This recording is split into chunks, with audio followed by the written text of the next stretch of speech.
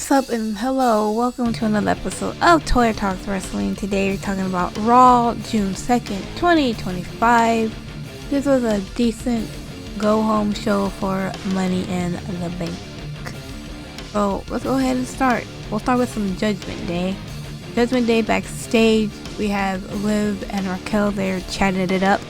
And Roxanne Perez comes in, tells the ladies, oh, sorry to interrupt you guys, but Liv, if you need any help out there tonight with the qualifying match, let me know and I'll go out there and help you.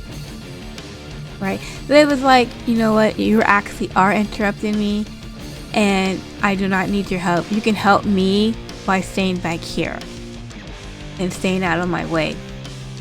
And like Roxanne kind of just shrugs and smiles like okay kind of thing. And she says goodbye to Raquel and everything else, and she's about to go towards the ring because her match was next. And she runs into Io Sky. She tells Io Sky, Kairi Sane got lucky last week, but you should be worried.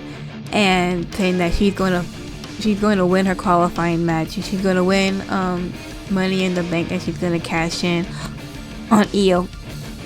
And Io Sky is like, no, you're not. like just hella confident, like, no, that ain't happening, right? And Liv Morgan says, watch me. And then her music comes on with the watch me, and here she comes out, and then you have the Money qualifying match for the women, which is the last match. We had Liv Morgan versus Ivy Niles versus the new member of the Raw roster, Stephanie Vaquer. 3 guesses. Who won? I bet you'll never guess. Anyways, Stephanie won by, I think Ivy Niles ended up throwing Liv Morgan into the steps on the outside, and then she goes in and tries to get Stephanie Vaquer, but Stephanie Vaquer does her finisher move, which is it's called the SVB. I think it's Stephanie Vaquer backbreaker. It's such a she needs a new different type of finisher for sure. I don't know what, but she needs something else because that's just weak. It was a good match though. I really enjoyed this match and everything else. By the way, during the matches, they were chanting we want truth, we want truth. I mean, you're not gonna get him, but the sentiment is nice, I guess.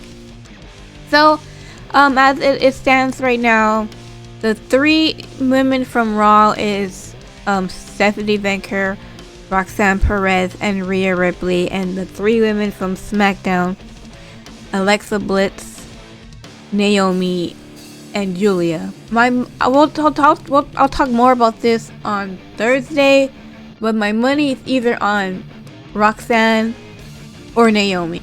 But like I said, we'll talk more about that on Thursday with Tim.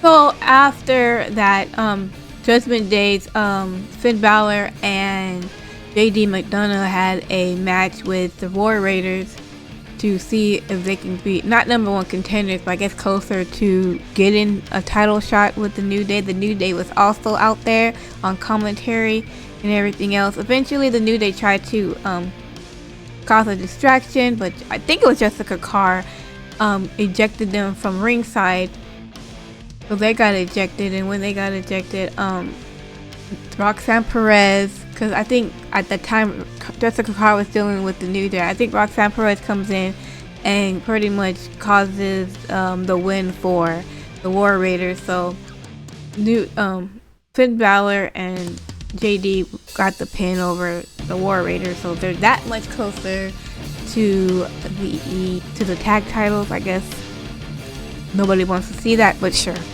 And then backstage again with the Judgment Day, where you have Liv Morgan goes up to Finn and says, I know what you're doing, I know what your plans are. And Finn Balor's like, what are you talking about? She's like, I know what you're doing with Roxanne and everything else. And Finn's like, no, Roxanne is just here to help out. You know what I'm saying? We just need an extra person. She's just here to help out. She took Carlito's place because Carlito's gone now. Apparently Apparently Sarah Logan is gone too. I didn't even know that. I'm like, I thought Sarah Logan was gone like a long time ago. But anyway, I'm digressing. So I was like, she's like, no, she just here to help. Like, she helped us with my match and everything else, and she could have helped you, but you didn't want the help. You know what I'm saying? It's like, no, you know, like, hey man, you could have been in that match and everything else. I'm like, you know, Finn Balor's like, you're probably just upset because last week didn't go your way, and today and tonight didn't go your way. But you know, it's like, I know she came on a little bit too strong with the whole chicken nuggets with Dom and the shoulder rub and everything else like that. But I mean, you trust Dom, don't you, right? And Liv Morgan's like, well, it's not Dom that I don't trust. And he's like, well, I'll tell you what, how about we make a plan? How about we have Roxanne Perez go out and help Raquel Rodriguez in her match against Kairi Sane tonight? And she's like, Liv Morgan's like, how about you just keep her here and babysit her back here, and I'll go out with Raquel and everything else. And he's like, alright, cool. Right? Big old smiling on fucking shit eating grin smile on his face and all this other stuff. And they leave. Then you had Dominic Mysterio come over and he's like, hey, I'm sorry about what happened last week and everything else like that. And Finn Balor looks at his title and pats the title and say, hey man, don't even worry about it. Right? And Dom is looking at him and looking like, why you just touch my title, bro? Like, don't touch my title and stuff like that. I don't know what is going on with this Judgment Day stuff, but it's getting a little bit interesting. Anyways, Raquel Rodriguez had her match with Kairi Sane. Yeah, Kairi Sane. Eventually, Liv Morgan gets on the apron because she's trying to distract the ref or whatever. And as she's doing this, you hear Io Sky's music come on, and Io Sky comes out, and she starts attacking Liv Morgan, which causes a distraction for Raquel Rodriguez, and then Raquel Rodriguez gets her head like slammed into like the ring post, and then she falls on the mat, and then Kairi Sane does her insane elbow and got the 1, 2, 3, and she pins. So she has pinned both Liv and Raquel at this point. So go Kairi Sane, go. She actually looked pretty good here today. So I'm really happy for her. I think, like I said, I think she's getting her mojo back, which is great. It's fantastic. So I don't really know what's happening here with the Judgment Day. I think that when Liv Morgan said she didn't trust, it's not Dom that she trusts, I don't think she trusts Finn Balor. And the reason why I don't think she trusts Finn Balor is because I think that she knows what Finn's doing, because she did the same shit with fucking Rhea with Liv. And by that I mean, you remember like back like last year when like you would see like Finn talking to Liv, and Liv was in the clubhouse when like Rhea was injured and everything else and all this other stuff, and he was talking to Finn. I think that's what happened. I think that's gonna come out like later on. I don't know when, but it's gonna come out later on. Like, I know what you're doing because you did the same thing with Dom, or to Dom when you with me and like with Rhea. Sorry, you did the same thing to Rhea when you started talking to me about, you know, how I should seduce Dom and everything else. And that's pretty much what Roxanne is doing to Dom. Kind of like seducing him, you know, buttering up with the dry nugget with no sauce. I'm like, what the fuck? Still no sauce? Okay. Whew, whatever. And with the shoulder rubs and everything else like that, right? Doing the same thing, right? I don't know if it's gonna work. I'm not sure. Probably not. But I think that's what happened with Finn and Liv when they did that to Rhea. So like Finn is doing it to Liv now with Roxanne. So basically telling fucking Roxanne to seduce Dom, because Dom's a hoe. Dom's an easy hoe. Dom's an easy mark. Okay, he's an easy target. You know, like he don't know no better. So I think that's what's happening. I think that's what's going on. I think Liv is on to that, and I don't know what's gonna happen, but it's interesting. It's very interesting. Speaking with some lady stuff, we had a video promo from Becky Lynch basically saying that Lyra made everything personal and that she's going to take her title away, blah blah blah blah blah, whatever. And then Lyra comes out, basically says that calls Becky out, says instead of this doing some stupid video promo, I'm gonna talk to you in front of your face. Come on out. Becky comes out, and Lyra basically said that Becky made it personal, and Becky was like, no, I didn't make it personal. You said you're emotionally damaged. I was just trying to help you and all this other stuff. And Lyra Valkyria looks just good here. She just looks fierce and just dominant and everything else. Eventually they went back and forth, and Lyra's like, well, you know, why wait? We can just fight right now. And Becky Lynch goes, I don't fight in Tulsa, Oklahoma. I'll see you in LA.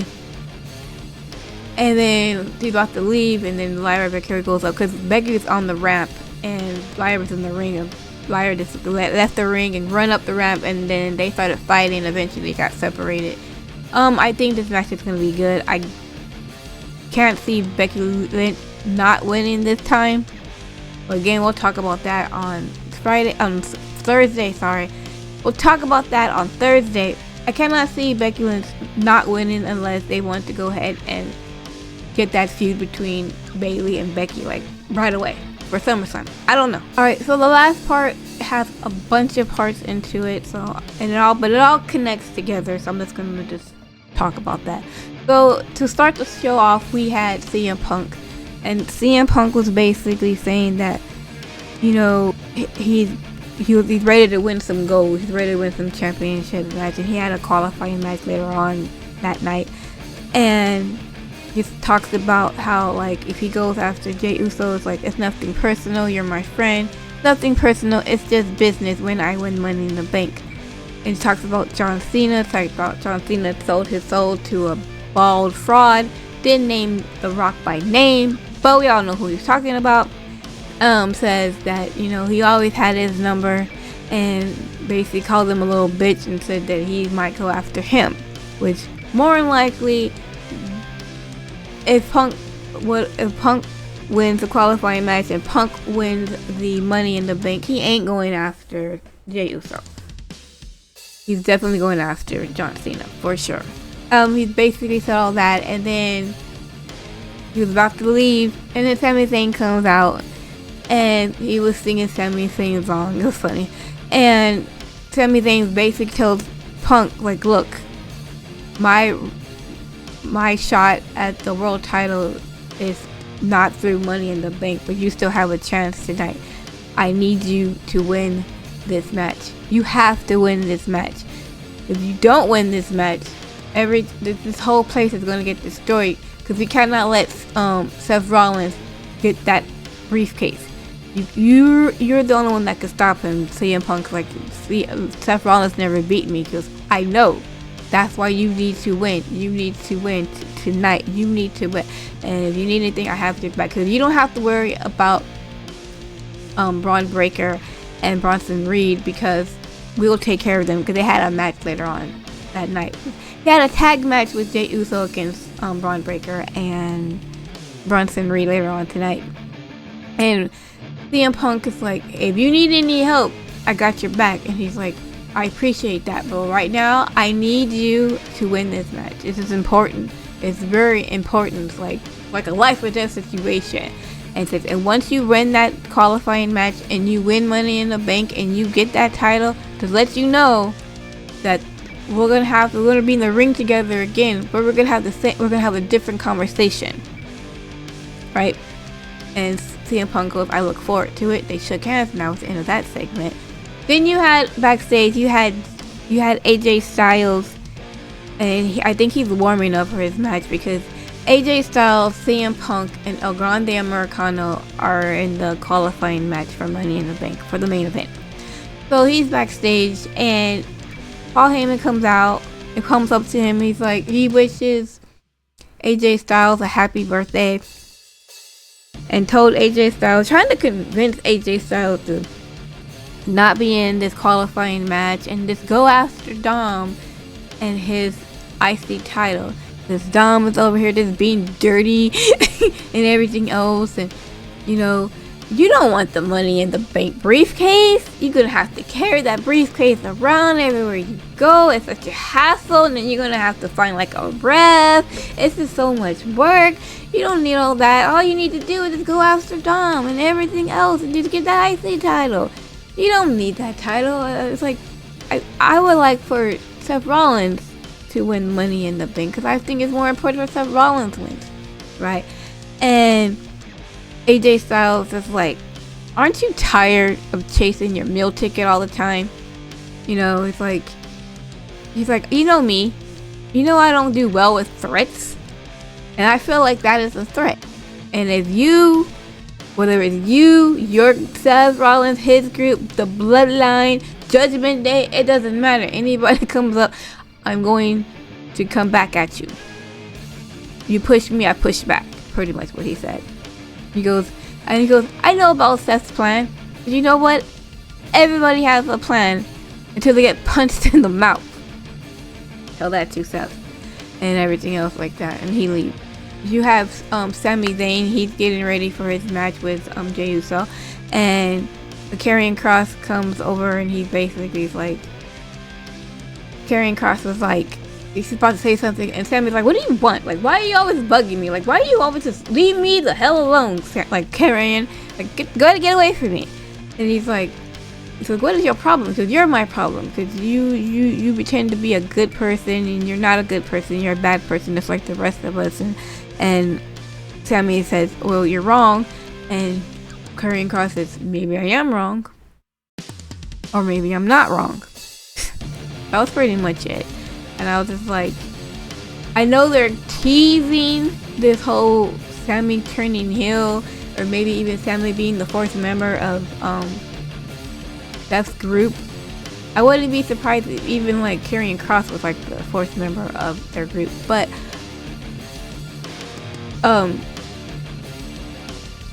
I think that'd be two people. I think that'd be a bad. Actually, that would actually be bad, because that would be too many people could be. Because I mean, Karrion Kross is a good talker as well, so he don't need that. But anyways, I know they're pushing this, trying to tease this narrative of Sami going heel, but Sami should not go heel, especially since Royal Rumble's in Saudi. He's gonna win Royal Rumble. He should win at babyface. That's what I'm saying. Anyways, we had a match with Sami Zayn and Jey Uso versus Bron Breakker and Bronson Reed. This was a good match. It ended up in a disqualification when Seth Rollins curb stomps Jey Uso. Or Jey Uso tonight, man. He just got it back. Anyways, they pretty much attacked Jey and Sami. At one point, they had Sami Zayn on the table, or Bron Breakker had Sami Zayn on the table, and Seth Rollins ordered Bronson Reed to tsunami Sami Zayn on the announcer's table, might I add. And here comes CM Punk. CM Punk comes in for the save. He pretty much hits Bron Breakker in the back and then throws the chair at Bronson Reed, and then gets the chair again and goes after Seth Rollins. Seth Rollins leaves the ring.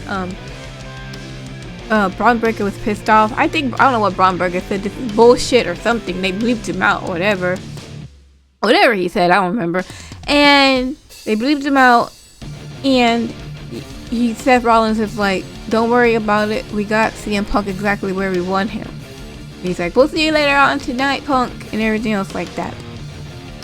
So you have Jey Uso, he's in the locker room, he's all banged up and everything else like that, and you have Gunther come in, and in the locker room he sits down next to Jey, and he says, he compliments Jey on being a great champion and everything else, and how he's a great friend. He said that the world heavyweight champion is very important to him, and he says like, you're not even at 100%, and more than likely when CM Punk needs you out there tonight, you're going to go out there. He goes, you're putting your business and think they're not even your business. You have a match on Saturday with John against John Cena and Logan Paul with Cody Rhodes, which once again, why? I don't fucking know. And that is really none of your business. And everything else. You're like, you're a great friend, but you're a terrible champion. I'll be glad to take that belt from you on Monday after Money in the Bank. And Jey Uso stands up and he says, you know, 1 word, 3 letters, tap. See you on June 9th. G. And everything else. So, I don't know what's going to happen. I don't know. It depends on who wins Money in the Bank that they might cash in. Because I know Seth is in it. If Seth wins Money in the Bank, I wouldn't be surprised if Seth Rollins cashes in, makes it into a 3-way. So now there's no qualification. Gets his guys in, attacks both Gunther and Jay, and gets the belt. That could be one way. Or, this sounds crazy, or if, and I'll talk more about this with on Thursday at TNT Wrestling, but if we have Jay and Cody beat John and Logan, and then Logan pretty much causes a distraction, or causes a DQ rather, between Gunther and Jay on Monday night, I can possibly see having a triple threat match on Saturday Night's main event the week before SummerSlam. And this way you can have Jay pin Logan Paul without pinning Gunther, now without having Gunther look bad.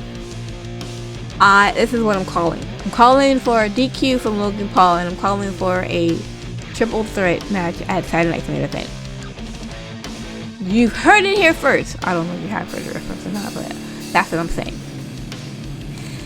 Anyways, we had the triple threat match. We had El Grande Americano versus AJ Styles versus CM Punk. This was very good. I love this. This was amazing. At the beginning of the match, both AJ and CM Punk were like, y'all, check El Grande's mask for any medals and stuff like that. But I was like, but it's triple threat, there's no DQs. Okay, who cares? Like, even if he did have it on there, it's like, it's no big deal. It's like he can have it. It's a no DQ. He can sit there with a damn chair and start off with a chair. And what were they gonna say? Oh no, they can't have that. No, it's no DQ. Who cares? But anyway, the ref checked on him and everything else. But this was a very good match. I really enjoyed it. At one point, the audience was like, "That's Chad Gable," and the other party audience was like, "No, it's not." I'm like, "Oh my gosh!" So that's Chad Gable. No, he's not. He's Chad Gable. No, he's not. I love it. I thought it was great. Oh, that made me laugh. But it ended up CM Punk did a GTS with it on El Grande Americano, I believe, and he positioned himself to where when he pinned El Grande Americano, that someone was going to pull him from the ring. It was so fucking obvious. It was like, wow, this is terrible. And of course, that's what happened. Braun Breaker and Bronson Reed come out, and they pretty much beat the crap out of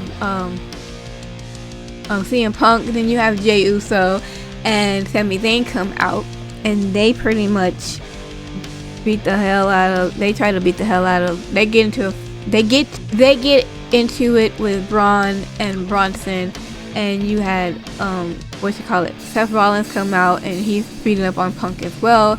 And AJ Styles does, like, he jumps off the top rope and ends up pretty much on top of all of them, injuring all of them.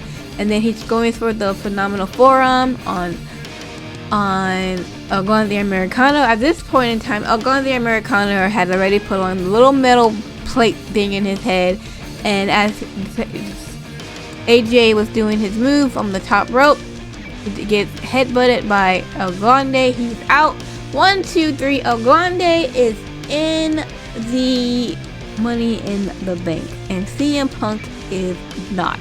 So afterwards, CM Punk, Jey Uso, and Sami Zayn pretty much got their asses beat out of. Jey Uso got Tsunami twice, and each one of these guys got curb stomped. It was just terrible. It was just bad. And that was pretty much it, with the hands raised in the air with Seth's group that still does not have a name. Anyways, now like I said, I'm going to talk a little bit more about this on Money in the Bank, but I don't think Seth Rollins is going to win Money in the Bank, because, I mean, as it looks so far, you have Solo, LA Knight, and Andrade on SmackDown, and then you have Seth, El Grande Americano, and okay, I don't remember who the other person is. It doesn't matter who the other person is.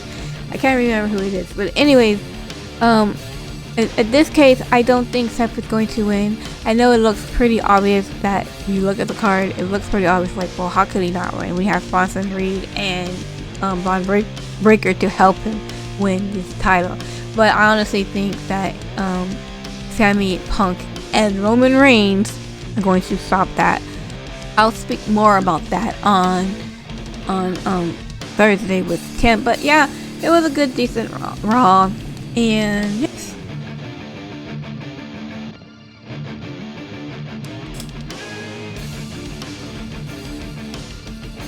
Anyways, thank you so much for watching. I hope you have a great rest of your day, and I will see you in my next video. Okay, bye.